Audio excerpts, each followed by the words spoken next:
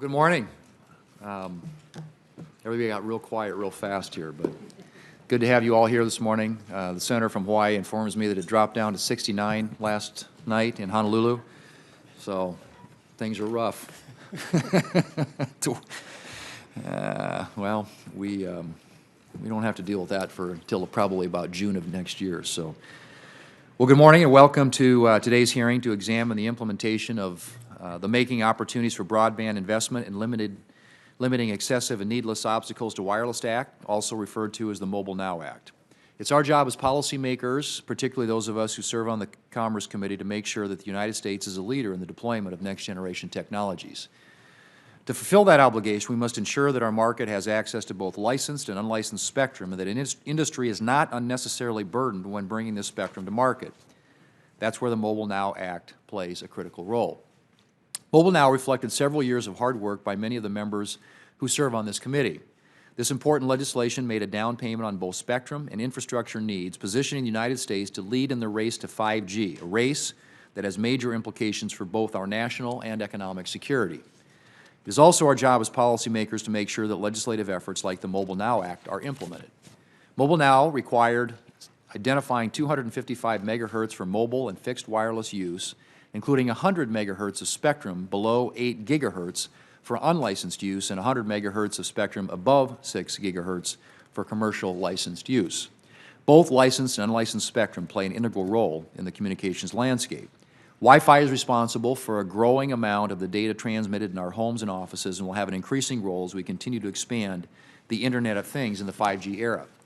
One particular band that has a lot of promise for fulfilling much of the unlicensed requirement in Mobile Now is the 6 gigahertz band. The FCC has begun the process to permit unlicensed use in this band while also protecting the incumbents serving critical infrastructure. It is my hope the FCC will move expeditiously on finalizing rules for that band. As this committee has discussed previously, 5G, which is expected to create $275 billion in new investment, $500 billion in economic growth, and 3 million new jobs, requires the right spectrum and smart policies on how to bring the spectrum to market. I applaud the FCC for its successful auctions of millimeter wave spectrum that is important for 5G, but as we have all recognized, we need much more mid-band spectrum to provide the capacity and flexibility needed to build a robust 5G network.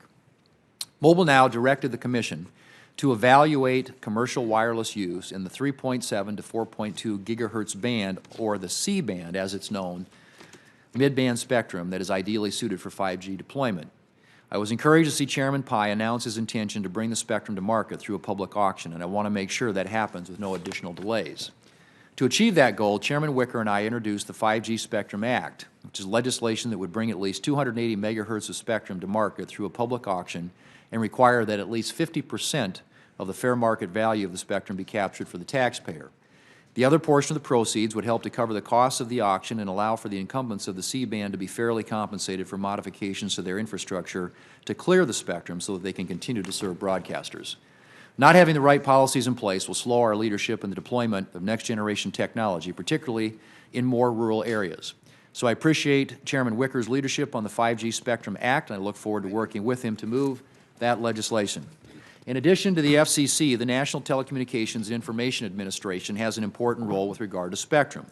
Mobile Now directed NTIA, in consultation with the FCC, to examine the feasibility of commercial services in the 3100 to 3550 megahertz frequencies. Last February, I was pleased that NTIA identified the 3450 to 3550 megahertz frequencies as potential candidates for shared use, but that is only a first step under its requirement in Mobile Now. Today, I, along with Chairman Wicker, wrote to Acting Administrator Diane Rinaldo asking NTIA to review the remainder of the band and identify any other frequencies for shared use. Access to the right spectrum is only one part of the challenge. It can take several years and a tremendous investment to deploy next-generation services. Mobile Now streamlined the process of applying for easements, rights-of-way, and leases for federally managed property and established a shot clock for review of those applications. It also established a National Broadband Facilities Asset Database listing federal property that could be used by private entities for the purpose of building or operating communications facilities. And importantly, it helped reduce the cost of deploying fixed broadband by establishing a dig-once policy. Like I said earlier, the Mobile Now Act incorporated many provisions from members of this committee, and it is our duty to make sure it is being implemented properly. Today, we're joined by a panel of expert witnesses to discuss the provisions in Mobile Now and to give us a perspective on what needs to be done to continue advancing American leadership in next-generation technologies. I'd like to welcome Paul Tenhaken, who serves as the mayor of Sioux Falls, South Dakota. Mayor Tenhaken has done exceptional work removing barriers to wireless infrastructure deployment, resulting in the city of Sioux Falls being one of the first 5G cities in the nation.